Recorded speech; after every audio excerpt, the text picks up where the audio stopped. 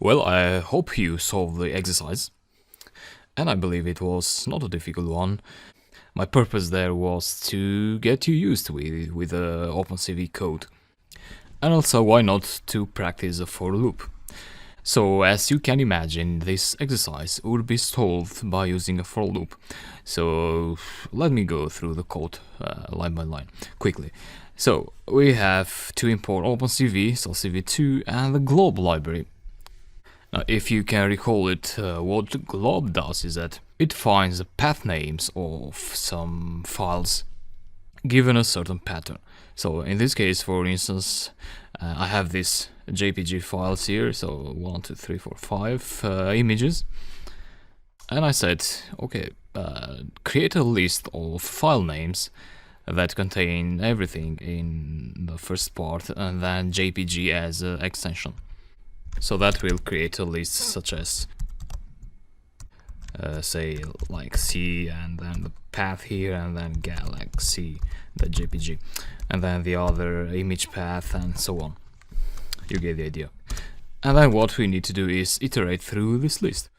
For each path, image path in the list, in this list, we'll do these operations for each of the list items. So first we will read that image path, okay, that image file actually, as a black and white image. So 0 is a flag, is an argument which implies an image read as black and white in the grayscale actually.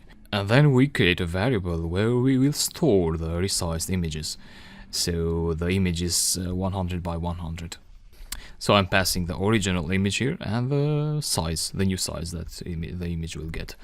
And then we want to show the image just for demonstration. This is not really important, but it lets you check out the images that are being resized. And this is the name of the window. And then I pass here a wait key method, and 500 means 500 milliseconds. So each image will show and it will wait for half a second, so 500 milliseconds. And then after this half a second, Python will go to the next line, and then to the next, and then it will go to the next item of the list, and so on. So wait key 500 milliseconds, and then we have destroy all windows after this time passes. And then we write the resized image. So RE was a variable that holds the image object, the resized image object. And this here, all this, is the new name of the file. So what we get here is, so we will have resized in the beginning of the image name, and then just after that we will have the name of the original image. So for instance, we would have, for galaxy, we would have resized galaxy.jpg. So image here would be galaxy.jpg here, which is this one here. And yeah, because the script is inside this folder, this list, actually the image list, would look something like galaxy.jpg, and then kangaroos in Australia.jpg, and so on. So this gets the relative paths of the files. We're not getting the full path. Okay, I hope that is clear. So resized galaxy, we could add an underscore so that we discriminate the resized word from the other image name. Great. Let me execute this Python script.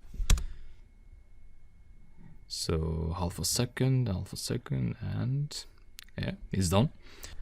And let's check the images. So from here up are the original images, and these are the image products.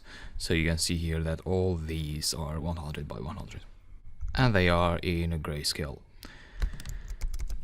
Okay, that's it. See you in the next lecture.